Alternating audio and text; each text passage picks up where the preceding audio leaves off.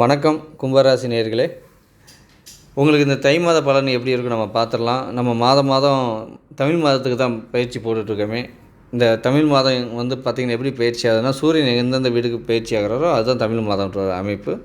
இந்த வருடத்துடைய ஆரம்பமே உங்களுக்கு மகர ராசிக்குள்ளே சூரியன் வர்றதுனால தான் தமிழ் மாதம்ங்கிறது நம்ம சொல்கிறவே, அதுதான் தை மாதம்னு நம்ம சொல்கிறோம். சரிங்களா? ஸோ இந்த மாதத்துடைய கிரகத்துடைய சஞ்சார நிலைகள் முதல்ல பார்த்துடலாம். கும்ப ராசியிலே உங்கள் ராசியிலே சனி பகவான் இருக்கார், கூட சந்திரனும் இருக்கார், வளர்பிறை சந்திரன்.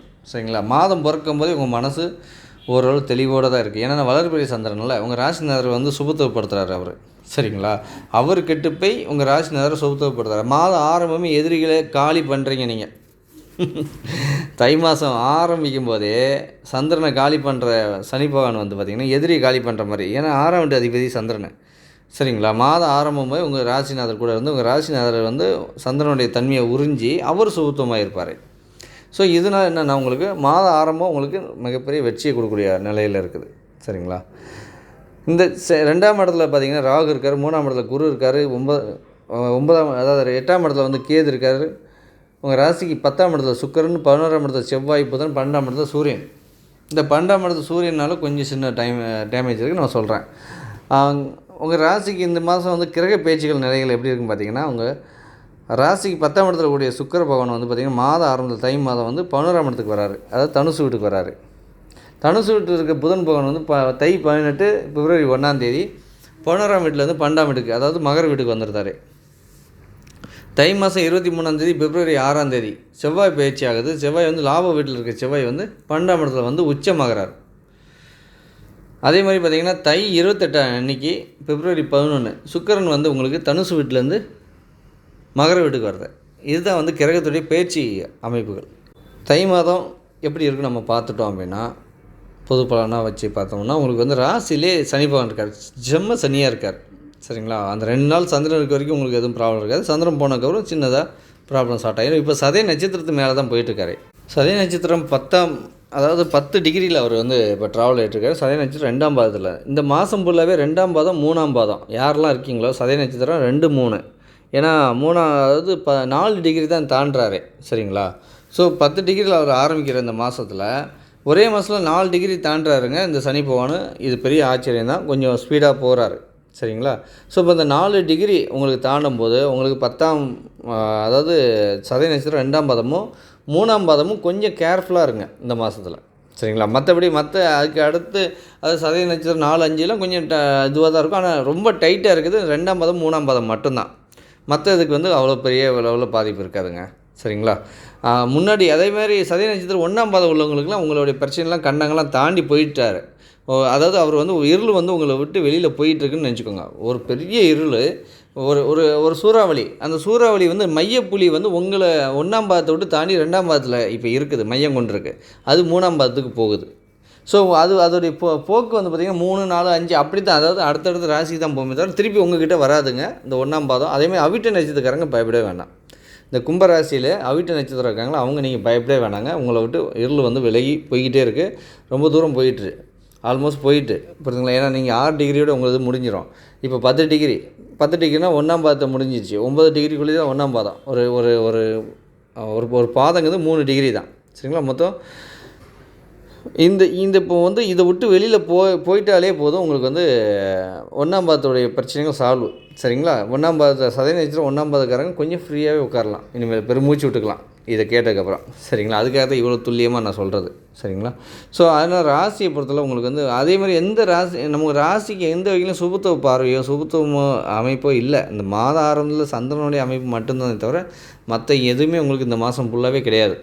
அப்போது என்னென்னா உங்களுக்கு அப்படியே நியூட்ரலே தான் போயிட்டுருக்க மாதிரி இருக்கும். ஒன்றும் பெருசாக ஒரு மாற்றங்கள் உங்களுக்கு தெரியாது மன ரீதியாக. ஆனால் இருள் உங்களுக்கு இந்த சதய நட்சத்திரம் 2ஆம் பாதம் 3ஆம் பாதம் கொஞ்சம் இருள் சூழ்ந்து போயிருக்கும். 4-5 பாதத்துக்குலாம் ஒன்று இனிமேல் தான் வரும். அடுத்து உங்களுக்கு அடுத்த நட்சத்திரத்துக்கு ட்ராவல் ஆகிடும். சரிங்களா? சனி பகவான். ஸோ இப்போ பார்த்திங்கன்னா உங்களுக்கு இந்த சதய நட்சத்திரம் 2ஆம் பாதம் 3ஆம் பாதம் மட்டும் இந்த மாதம் எச்சரிக்கையாக இருங்க. கும்பராசிக்காரங்க டோட்டலாக பார்த்துக்கிட்டிங்கன்னா உங்களுக்கு இது கொஞ்சம் கடினமான காலங்கள் தான். இதை சமாளித்து தான் நீங்கள் போய் ஆகணும். சரிங்களா? ஸோ 2ஆம் இடத்துல ராகு அவரும் வந்து பொருளாதார ரீதியாக உங்களுக்கு தடை பண்ணக்கூடிய இடத்துல தான் இருக்கார். அவரை நீங்கள் சரி பண்ணணும், கண்டிப்பாக போய் சரி பண்ணணும். அதேமாதிரி சனி பகவானுக்கும் பரிகாரங்கள் இருக்குது, ராகுவுக்கும் பரிகாரம் இருக்குது, நான் லாஸ்ட்டில் சொல்கிறேன். ஸோ அவரும் வந்து உங்களுக்கு அதாவது உங்களுக்கு இப்போ வந்து பார்த்திங்கன்னா உங்களுக்கு மொத்தமாகவே இருள் சூழ்ந்த மாதிரி இந்த மாதம் தை மாதம். ஏன்னா 12ஆம் இடத்துல சூரியன் உங்களுக்கு ஆகாத கிரகம், சரிங்களா? அதே மாதிரி பார்த்திங்கன்னா உங்களுக்கு ராசிக்கு 2ஆம் இடத்துல ராகு, அதுவும் வந்து ஒரு பெரிய லெவலில் ஒரு நன்மையை செய்யக்கூடியதில்லை. ராசியே சனி, அப்போது அதுவும் வந்து உங்களுக்கு இருள் அடைஞ்ச மாதிரி ஆயிடுச்சு. ஸோ இந்த 3 கிரகம் உங்களுக்கு இருள் சூழ்ந்த அமைப்பு தான் இந்த மாதம், சரிங்களா? விடுங்க, எவ்வளோ பிரச்சனை தாண்டி வந்துட்டீங்க, அதையும் சமாளிக்க மாட்டிங்களா? அதெல்லாம் சமாளிச்சிடலாம், விடுங்க. அடுத்து வந்து 3ஆம் இடத்துல குரு பகவான். இந்த குரு வந்து பார்த்திங்கன்னா உங்களுக்கு 3ஆம் இடத்துல இருக்க குருவால் உங்களுக்கு எந்த வகையிலும் பாதிப்பில்லை. 3ஆம் இடத்துல 2 கூடியவர் 3ல் முயற்சி ஸ்தானாதிபதி, அதாவது முயற்சிகள் ஸ்தானாதிபதி கூட பரிவர்த்தனை ஆகியிருக்காங்க. யார் அவருன்னு பார்த்தீங்கன்னா உங்களுக்கு செவ்வாயும் குரும் பரிவர்த்தனை, 3 கூடியவரும் லாபாதிபதியும் பரிவர்த்தனை. இது ஒரு சின்னதாக உங்களுக்கு லைஃப்பில் வந்து அதாவது 100% உங்களுக்கு வந்து ஒரு நெகட்டிவாக இருக்க டைமில் இது வந்து ஒரு 40% இந்த நெகட்டிவ் இந்த 2 கிரகம் மைனஸ் பண்ணும். இவங்க உங்களுக்கு யோகம் இல்லை, பாவம் இல்லை, சரிங்களா? உங்களுக்கு வந்து கெடுதலும் பண்ணக்கூடியவங்க கிடையாது, இவங்க வந்து நல்லதும் பண்ணக்கூடியவங்க கிடையாது. இவங்க சமம் தான். உங்களுக்கு குருவும் சரி செவ்வாயும் சரி உங்களுக்கு சமமான பலத்தில் இருப்பாங்க. இந்த சமமான பலத்தில் இருக்கவங்க என்னென்னா உங்களுக்கு லாபாதிபதியும் 3ஆம் வீட்டு அதிபதியும் அப்படிங்கிறனால இந்த பக்கம் பார்த்தாலும் உங்கள் ராசி இருந்து என்ன 3ஆகவும், இந்த பக்கம் பார்த்து என்னன்னாலும் 3க்கு வந்துடும். ஸோ ரிவர்ஸ்லேயும் 3 வரும், முன்னாடி 3 வரும். அப்போ இது வந்து உங்களுக்கு ஒரு யோகத்தை செய்யும், சரிங்களா? ஸோ இதுவால் உங்களுக்கு கொஞ்சம் கெடுபலன் எல்லாமே குறைய ஆரம்பிச்சிடும். மற்ற கெடுபலன்லாம் இது ஓரளவு சமாளிக்கும். ஏன்னா முயற்சி பண்ணுவீங்க, ஏதோ ஒரு வகையில் லாபம் வரும். நீங்கள் வந்து அப்படியே கம்முன்னு தான் இருப்பீங்க. யாரோ ஒருத்தவங்க வந்து உங்களுக்கு டீ வாங்கி கொடுப்பாங்க, நீங்கள் பாட்டு கம்முன்னு இருப்பீங்க. உங்களுக்கு யாரோ சாப்பாடு வாங்கி கொடுப்பாங்க, ஏதோ லாபம் தானே. நீங்கள் வாயா நான் வந்து இந்த வேலைக்கு போகிறேன், வண்டியில் ஏறு, நம்ம போயிட்டு வந்துடுவோம் அப்படின்னு சொல்லிட்டு உங்களுக்கு கூட்டி போய் உங்களுக்கு வேலையும் கொடுத்து உங்களுக்கு சம்மதம் கொடுத்து அனுப்புவாங்க. ஸோ அது முயற்சி ஸ்தானாதிபதி, 3ஆம் இடத்து அதிபதி. முயற்சிகள் ஏதாவது நீங்கள் உட்காந்துருப்பீங்க, ஏதாவது பண்ணலாமா வைக்கலாமான்னு யோசிச்சுட்டு யார்ட்டையும் சொல்லிட்டு இருப்பீங்க, அந்த டைமில் வருவாங்க கூட்டு போகிறதுக்கு. ஸோ இதெல்லாம் நடக்கும். ஆனால் என்னெல்லாம் நடந்தாலும் கூட இந்த சதய நட்சத்திரம் 2ஆம் பதம் 3ஆம் பதமும் கண்டிப்பாக பரிகாரம்னு சொல்லி நான் இப்போ சொல்கிறேன். அதை மட்டும் ஃபாலோ பண்ணுங்கள், கண்டிப்பாக ஜெயிக்கலாம். அடுத்து 4ஆம் இடத்தை எடுத்துக்கிட்டிங்கன்னா 4ஆம் இடத்து அதிபதி மாத ஆரம்பத்தில் 4ஆம் இடத்தை பார்ப்பார். அடுத்து வந்து 4க்கு 8ல் போய் மறைகிறாரு, உங்கள் ராசிக்கு லாபத்துக்கு வராரு. அது யோகம் தான். அதாவது அவர் ஒரு வகையில் பார்த்திங்கன்னா உங்களுக்கு வந்து 9 கூடியவர் பாக்கியாதிபதி வேறு. அவர் வந்து லாப வீட்டில் வர்றது லாபத்தை ரெட்டி பண்ணி கொடுக்கக்கூடிய அமைப்பு. இவங்களால 10ஆம் இடத்துல இருந்தால் இப்போ 11ஆம் இடத்துல 10ஆம் வீட்டு அதிபதி கூட இணைஞ்சிருக்காரு. இதில் என்னன்னு கேட்டிங்கன்னா அதாவது 9ஆம் அதிபதி, 10ஆம் அதிபதி, 11ஆம் அதிபதி, இந்த 3 பேர் லாபத்தில் இருக்காங்க. இது ஒரு வகையில் உங்களுக்கு அந்த நான் சொன்ன மாதிரி தான், இது ஒரு யோகம். இருள் வந்து ராசி சுற்றிட்டு இருந்துச்சு, 3 ராசி ஃபுல்லாக டேமேஜ். ஆனால் இந்த பின்னாடி வரக்கூடிய இந்த கிரகங்கள்லாம் உங்களுக்கு யோகத்தை செய்யக்கூடிய அமைப்பில் இருக்குது. ஏன்னா 5 அதாவது 4 கூடியவரும் 9 கூடியவரும் லாபத்தில் இருக்கார், 5 கூடியவரும் 8 கூடியவரும் சேர்ந்து லாபத்தில் இருக்காங்க. ராசிக்கு 3 கூடியவரும் 10 கூடியவரும் லாபத்தில் இருக்காங்க. 2 கூடியவரும் லாபாதிபதியும் லாபத்தில் வந்து பரிவர்த்தனை ஆகியிருக்காங்க. இப்போ என்னென்னா லாப வீடு பலமாக இருக்குது. ஒரு பக்கம் இருள், ஒரு பக்கம் பலம், சரிங்களா? அது வாங்கக்கூடிய நிலைமையில் நீங்கள் இருக்கீங்களான்னு கேட்டால் அந்த 2ஆம் பதம் 3ஆம் பதம் சதய நட்சத்திரக்காரங்க மட்டும்தான் வாங்கக்கூடிய நிலைமையில் இல்லை. மற்ற நட்சத்திரக்காரங்க கண்டிப்பாக வாங்குவீங்க. நிச்சயம் உங்களுக்கு அதெல்லாம் கொஞ்சம் நல்லா பவர்ஃபுல்லாக இருக்குது. இந்த சதய நட்சத்திரம் இந்த கும்பராசிக்கு சதய நட்சத்திரக்காரங்களுக்கு மார்க்குன்னு நம்ம பார்த்தோன்னா இந்த 2ஆம் பதம் 3ஆம் பதம் மட்டும்தான் வந்து ரொம்ப லோவான மார்க் நம்ம போடலாம். ஒரு 40 மார்க்கு தான், இல்லை 35 மார்க் தான் போட முடியுமே. அதேமாதிரி அவிட்ட நட்சத்திரக்காரங்க இந்த கிரகங்கள்லாம் நல்லா இருக்குல்ல, இதனால இந்த அவிட்ட நட்சத்திரக்காரங்களுக்கு மினிமம் வந்து ஒரு 65-70 மார்க் போடலாம். ஏன்னா அந்த நட்சத்திரத்தை கடந்து போயிடுச்சுல்ல. ஸோ மற்ற கிரகத்தை வச்சு நான் சொல்கிறது, சரிங்களா? ஸோ இப்படி தான் இந்த கும்பராசியை நம்ம வந்து பிரிக்கணுமே. இப்போ ஏன்னா இருள் வந்து அவ்வளோ சூழ்ந்து போய் கிடக்குது. ஸோ அடுத்து வந்து பார்த்திங்கன்னா உங்களுக்கு 5 கூடியவரும் அதே லாப வீட்டில் தான் இருக்கார். லாப வீட்டில் வந்து 5ஆம் இடத்தை பார்க்குறாரு. அடுத்து 6 கூடியவர் வந்து பார்த்திங்கன்னா உங்களுக்கு சந்திர பகவான், அவர் மாத ஆரம்பத்தில் பௌர்ணமியாகவே போயிட்டு 6ஆம் இடத்துல போய் பௌர்ணமி யோகத்தோடு போய் உட்கார போகிறாரு. ஸோ அதுவும் ஒரு நல்ல ஒரு அமைப்பு தான். அவரால் எந்த வகையிலும் பாதிப்பு வரும் பார்த்திங்கன்னா இல்லை, கிடையாது. ஏன்னா பாதிப்பு உங்கள் ராசினார் தான் கொடுக்குறாரு, அப்புறம் எங்கே அவர் பாதிப்பு கொடுக்குறதுக்கு ஒன்றும் பெருசாக ஒன்றும் பாதிப்பு கொடுக்குறதுக்கு இல்லை. அடுத்து 7ஆம் வீடு, இந்த 7ஆம் வீடை பொறுத்தவரை வந்து பார்த்திங்கன்னா 7ஆம் வீடு அதிபதி 12ல் மறைஞ்சிட்டார். ஸோ கணவன் மனைவிக்குள்ளே ஒரு அதாவது பெரிய லெவலில் அண்டர்ஸ்டாண்டிங் இருக்காது இந்த மாதத்தில். கொஞ்சம் சின்ன சின்ன கருத்து வேறுபாடுகள்லாம் இருக்கும். அது இந்த ஒரு மாதம் தான், அடுத்து சரியாயிடும், பார்த்துக்கோங்க. அடுத்து 8ஆம் இடம், இந்த 8ஆம் இடம் எடுத்துக்கிட்டிங்கன்னா உங்களுக்கு வந்து புதன் பகவான், அவர் வந்து பார்த்திங்கன்னா உங்கள் ராசிக்கு 8க்கு 4லேயும் ராசிக்கு லாபத்துலேயும் இருக்கார். அதுவும் யோகம் தான். அடுத்து வந்து 12ஆம் அப்புறம் மறைகிறாரு 12ஆம் இடத்துல போய். அது ஒரு பெரிய பாதிப்புலாம் கொடுக்காது. ஏன்னா ஸ்தானபலம் அடைகிறாரு. அவர் பிடிச்ச நண்பருடைய வீட்டில் தான் இருக்கார். அவருடைய 8ஆம் வீட்டு அதிபதி உங்களுக்கு எப்போவுமே பாதகத்தை செய்ய மாட்டார். ஏன்னா அவர் வந்து உங்கள் ராசிநாதருக்கு நண்பர் புதன் பகவான். அதனால் உங்களுக்கு எந்த வகையிலையும் பெருசாக பாதிப்பு இருக்கா. அடுத்து 9ஆம் இடம். அந்த 9ஆம் வீட்டு அதிபதி தான் லாபத்தில் இருக்கார். இந்த 9ஆம் வீட்டு அதிபதி மாத ஆரம்பத்தில் வந்து லாபத்துக்கு வந்துடுறாரு. 4ஆம் தேதிக்கு அப்புறம் வந்துடுறாரு. அதுக்கடுத்து வந்து உங்களுக்கு மிகப்பெரிய நன்மையை செய்ய காத்துட்ருக்காரு. அடுத்து 10ஆம் இடம். அந்த 10ஆம் வீட்டு அதிபதி லாபத்தில் தான் இருக்கார். ஸோ 10ஆம் வீட்டு அதிபதி, 9ஆம் வீட்டு அதிபதி, 8ஆம் வீட்டு அதிபதி எல்லாம் லாபம், பெரிய யோகம்தான். அடுத்து வந்து பார்த்திங்கன்னா லாபம். இந்த லாபாதிபதியும் 3 கூடியவர் குரு பகவான் சேர்ந்து தான் பரிவர்த்தனை. அதாவது 3ஆம் இடத்துல செவ்வாய் வந்து உங்களுக்கு செவ்வாய் தான் 3ஆம் வீட்டு அதிபதி. 3ஆம் இடத்துல குரு பகவான் இருக்கார். ஸோ லாபத்தில் செவ்வாய் இருக்கார். லாப வீடு யாருன்னா குருவுடைய வீடு, மீன வீடு, இது தனுசு வீடு. ஸோ இவங்க ரெண்டும் பரிவர்த்தனை ஆகிறது ஒரு யோகமாக அமைஞ்சிருச்சு. சரிங்களா. ஸோ அடுத்து 12ஆம் இடம். 12ஆம் இடத்துல சூரியன் இருக்கார். இந்த சூரியனுக்கு ஒரு சின்னதாக ஒரு என்ன சொல்கிறது, உங்களுக்கு கண் சம்மந்தப்பட்ட ஏதாவது ஒரு கண் உறுத்துறதோ, கண்ணில் தூசி பட்டு ஒரு வலி எடுக்கிறதோ, இல்லை கண் பொங்குறதோ ஹீட்னால், ஸோ இதெல்லாம் நடக்கும். இந்த கண் சம்மந்தப்பட்ட வியாதி கொடுக்கறதுக்கு இந்த சூரியனுக்கு கொஞ்சம் பவர் இருக்குது. ஏன்னா 12ஆம் இடத்துல இருக்கார்ல, சரியான தூக்கத்தையும் கொடுக்க மாட்டார். இந்த மாதத்தில் ஏதாவது ஒரு காரணத்தை வச்சு தூங்காமல் இருக்க மாதிரி ஏற்படுத்துவார். ஸோ இதெல்லாம் இந்த மாதிரி நடந்துச்சுன்னா நீங்கள் சூரியன் நமஸ்காரம் மட்டும் ஞாயிற்றுக்கிழமை டைமில் பண்ணிக்கோங்க. அது பண்ணாலே போதும், கொஞ்சம் சரியாயிடும். உங்கள் ராசிலே சனி இருக்கிறனால சனிக்கிழமைக்கு நீங்கள் என்ன லக்கணத்தில் பிறந்திருக்கீங்கன்னு பாருங்கள். நீங்கள் குரு அணியாக சுக்கிர அணியான்னு பாருங்கள். நீங்கள் குரு அணியாக இருந்தால் காவல் தெய்வ வழிபாடு ரெகுலராகவே ஃபாலோ பண்ணிட்டு வாங்க, இந்த சனி பகவான் உங்கள் ராசி விட்டு போகிற வரைக்குமே. இல்லை நீங்கள் வந்து சுக்கிரன் அணியாக இருந்தால் நீங்கள் வந்து பெருமாள் வழிபாடு சனிக்கிழமை பண்ணிகிட்டே வாங்க. உங்களுக்கு மிகப்பெரிய மாற்றத்தை ஏற்படுத்தி கொடுக்கும். நல்லெண்ணெய் வாங்கி கொடுங்க. எந்த தெய்வத்துக்கு போனாலும், காவல் தெய்வத்துக்கு போனாலும் நல்லெண்ணெய் வாங்கி கொடுங்க. விளக்கு ஏற்றுறதுக்கு பெருமாளை பார்த்தாலும் நல்லெண்ணெய் வாங்கி கொடுங்க. சரிங்களா. ஸோ இது மட்டும் ஃபாலோ பண்ணுங்கள். அடுத்து வந்து 2ஆம் இடத்துல ராகு. நீங்கள் சிவன், அதாவது இது சொன்ன மாதிரி தான், குரு அணியாக இருந்தால் சிவன் துர்க்கையும், சுக்கிரன் அணியாக இருந்தால் பெருமாள் துர்க்கையும், அதாவது பெருமாள் துர்க்கை அம்மனும் வழிபாடு பண்ணுங்கள். இல்லை விஷ்ணு துர்க்கை வழிபாடு பண்ணுறது உங்களுக்கு சிறப்பாக இருக்கும். சரிங்களா. ஏன்னா ராகுங்கிறது துர்க்கை அம்மனை குறிக்கும். ஸோ அவங்கள கொஞ்சம் வழிபாடு பண்ணும்போது உங்களுக்கு மிகப்பெரிய நன்மைகளை கொடுக்கும். கொஞ்சம் மாயஜாலங்கள்லாம் யோசனைலாம் வரும். அதாவது மந்திரங்கள் சொல்லி நம்ம வாழ்க்கையில தப்பிச்சிடலாமா, என்ன மந்திரம் உச்சரித்தா நம்ம வாழ்க்கையில் விட்டு நம்ம வெளியில் போயிடலாம், அது இந்த வாழ்க்கையே வெறுப்பாக இருக்குன்னு சொல்லி இந்த சனி பகவான் ஜென்ம சனி உங்களுக்கு சொல்லும். எதுக்கு அந்த மந்திரங்கள் உச்சரித்து நம்ம பெரிய ஆள் ஆகிடுவோமா இப்போமான்னு நமக்கு தோணும் அப்படின்னா, கேது வந்து 8ஆம் இடத்துல இருக்கார். இந்த 8ஆம் இடத்து கேது வந்து உங்கள் மறைவான விஷயங்களை, மாந்திரிக விஷயங்களை கற்றுக் கொடுப்பார்.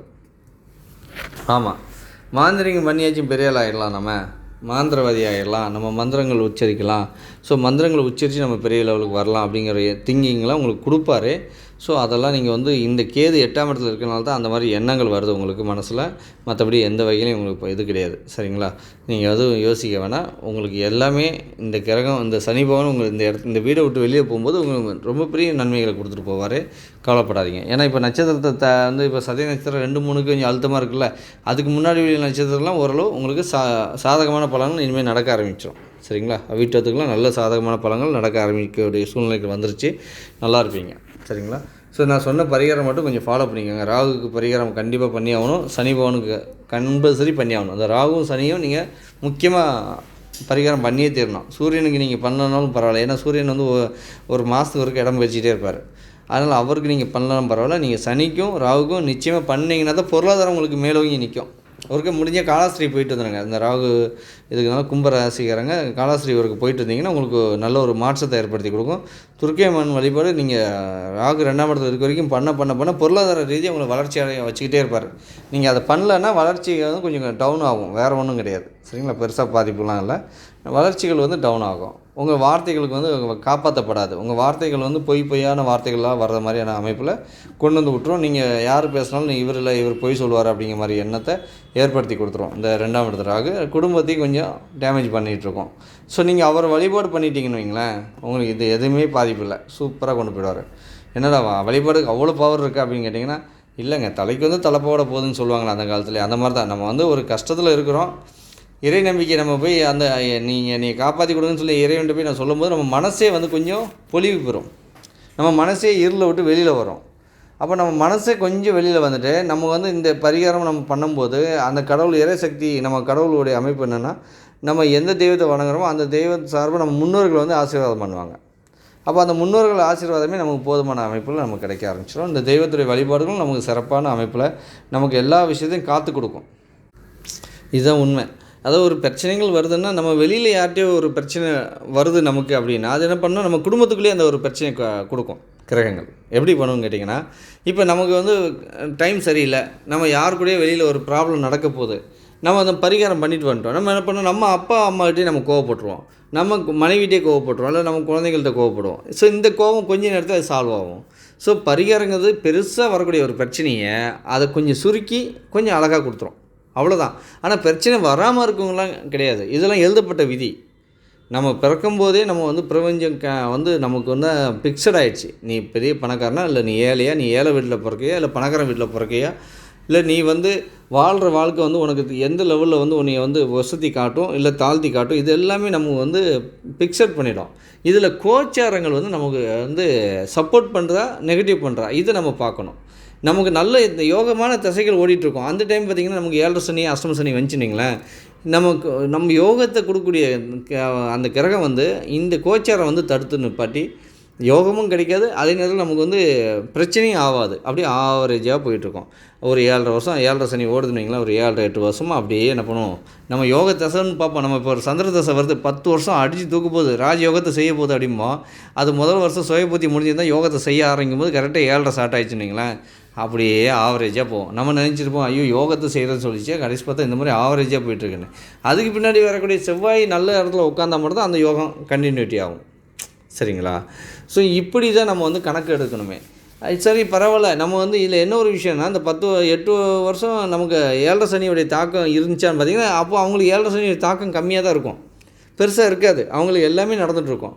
ஏன்னா இந்த தசை யோகமாச்சுல்ல, தசநாதர் வந்து யோகத்தை செஞ்சிட்ருக்கார்ல, இந்த தசநாதர் வந்து முழுக்க வந்து யோகத்தை செய்யும்போது எல்லா வகையிலையும் உங்களுக்கு நல்ல பாசிட்டிவான அமைப்புகள் போயிட்டுருக்கும். ஆனால் வந்து கோச்சாரம் தடுத்து நிறுத்திட்டுருக்கோம். ஆனால் என்ன தான் தடுத்தாலும் தசாநாதரும் உங்களுக்கு கோச்சாரமும் வந்து பார்த்திங்கன்னா ஒரு ஒத்துழைப்போடு ட்ராவல் ஆகும்போது, உங்களுக்கு நல்ல யோக தசையாக போயிட்டுருக்கும்போது, இந்த யோக தசை வந்து என்ன பண்ணணும்னா உங்களுக்கு ஓரளவு இந்த கோச்சாரத்துடைய நெகட்டிவான பலத்தை ஸ்டாப் பண்ணி, அதுவும் நல்ல பலனை கொடுக்க முடியாமல், இது கோச்சாரம் கெட்ட பலனை கொடுக்க முடியாமல் ஒரு ஆவரேஜான ஒரு அமைப்பில் கொண்டு போய் உங்களை வந்து கரை சேர்த்து விட்றோம்.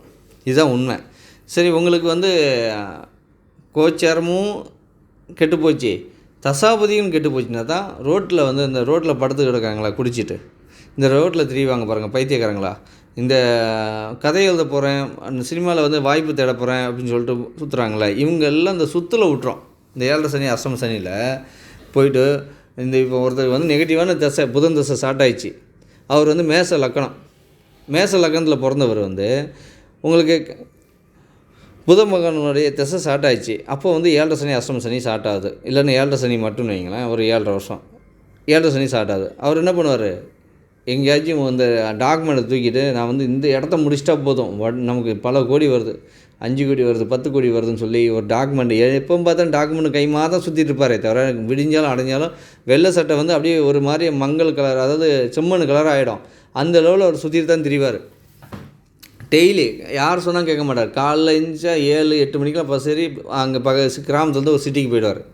இல்லை சிட்டிலே இருந்தார், அந்த சிட்டிலே சுற்றிட்டு போகிற ஒரு சில முக்கில் உட்காந்துட்டு, நான் இது இப்போ மாப்பிள்ளை இந்த பேப்பரை முடிச்சிட்டா போதும் மாப்பிள்ளை, நம்ம லைஃபே செட்டில் அப்படின்னு சொல்லி 10 வருஷம் சொல்லிட்டு இருப்பார். பைத்தியக்காரன் சொல்லுவாங்க எல்லோரும். அதேமாதிரி ஒரு சில கதை எழுத போகிறேன்னு சொல்லி, சினிமாவில் வாய்ப்பு தேட போகிறோன்னு சொல்லி, டைரக்டர் ஆக போகிறோன்னு சொல்லி சுற்றுவாங்களே, இதெல்லாம் புதன் கெட்டு போனவங்கள அமைப்பு. இது ஏன் இப்போ நான் சொல்ல வரேன்னா, இந்த கிரக நிலைகள் வந்து அவ்வளோ தூரம் நம்மளை வந்து நெகட்டிவும் பண்ணும் பாசிட்டிவும் பண்ணும். சரிங்களா? ஸோ நம்ம வந்து இப்போ பரிகாரம்னு ஒன்று பண்ணிட்டோம்னா, அந்த நெகட்டிவான ஒரு சில விஷயங்களை வந்து நம்ம வந்து கொஞ்சம் பாசிட்டிவாக மாற்றக்கூடிய அமைப்புகள் நமக்கு கிடைக்கும். அதுக்கு தான் சொல்கிறது. ஸோ எங்கேயோ வரக்கூடிய ஒரு பிரச்சனைகள், இப்போ நம்ம வந்து ஒரு கஷ்டமான ஒரு கல் மேலே முள்ளாக தான் இருக்கக்கூடிய இடத்துல தான் நடந்து போகிறோம். முள் இருக்குது, கல் இருக்குது, அந்த மாதிரி இடத்துல கஷ்டம் தான் நடந்து போகிறோம். நம்ம பரிகாரம் ஒன்று பண்ணும்போது ஒரு ஷூ கிடைக்கும் நமக்கு. ஒரு காட்டுக்குள்ளே நடந்து போகிறோன்னா, அந்த ஈரப்பதத்தில் நடந்து போகிறோன்னா, அதுக்கு ஒரு ஷூ கிடைச்சின்னா என்ன ஆகும், நமக்கு முட்டுக்கால் வரைக்கும் பாதுகாப்பாக இருக்கும்ல. கொஞ்சம் ஸ்பீடாக நடக்கலாம், அவ்வளோதான். ஓட முடியாது, நம்ம அந்த காட்டுக்குள்ளே தான் போய் ஆகணும். ஸோ இதுதான் பரிகாரம். ஒரு மலையில் நனைஞ்சிட்டு போகிறோன்னா ஒரு கொடை கிடைக்கல, அதுதான் பரிகாரம். மற்றபடி பெருசாக நம்ம வாழ்க்கையில் இந்த பரிகாரம் மாற்றாது. கோச்சாரம் வந்து கொஞ்சம் சப்போர்ட் பண்ணிச்சுன்னா நமக்கு வந்து ஒரு பெரிய லெவலில் மாற்றத்தை ஏற்படுத்தும். அது வந்து தசாபதிகளை பொறுத்து தான் இருக்குது. அது வந்து தனிப்பட்ட ஜாதகத்தை நம்ம கணிக்க முடியுமே தவிர இந்த பொது பலனில் அதெல்லாம் நீங்கள் எதிர்பார்க்க முடியாது. இந்த சனியோடைய கும்ப ராசிக்காரங்களுக்கு இந்த மாதம் ஓரளவு ஒரு பாதுகாப்பாக இருக்கணும் அப்படின்னு நீங்கள் நினச்சிங்கன்னா சனியுடைய வழிபாடுகளும் ராகுவுடைய வழிபாடும் நீங்கள் பண்ணிக்கிட்டிங்கன்னா கொஞ்சம் சிறப்பாக இருக்கும். கூட சூரியனையும் ஒரே ஒரு டைம் மட்டும் வழிபாடு பண்ணிக்கோங்க. இது ஒரே ஒரு நாள் ஞாயிற்றுக்கிழமை மட்டும் நீங்கள் வழிபாடு பண்ணிக்கிட்டிங்கன்னா போதும். உங்களுக்கு ஓரளவு சூரியனுடைய சப்போர்ட்டும் உங்களுக்கு கிடச்சிருந்தா அந்த இருள் சூழ்ந்த இடத்த வந்து கொஞ்சம் கிளியர் ஆகிடும். ராசி கொஞ்சம் பொலிவு பெற ஆரம்பிச்சிடும். சரிங்களா?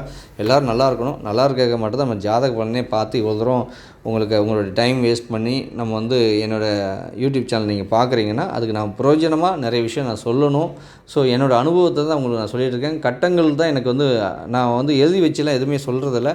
அப்படியே அந்த கிரகத்தை எந்தெந்த கிரகம் எங்கெங்கே இருக்குது அதை பார்த்து அந்த கிரகம் நம்மகிட்ட என்ன சொல்லுதோ அதைத்தான் நான் உங்களுக்கு சொல்லிகிட்ருக்கேனே. சரிங்களா? கிரகம் சொல்லும் நான் இதை பண்ண போகிறேன். ஸோ அதை தான் நான் உங்களுக்கு தெளிவாக சொல்லிகிட்ருக்கேன். எல்லோரும் நல்லா இருக்கணுங்காக மட்டும் தான் நம்ம ஜாதக பலனுமே சொல்கிறோமே. எல்லோரும் நல்லா இருப்பீங்க. வணக்கங்க.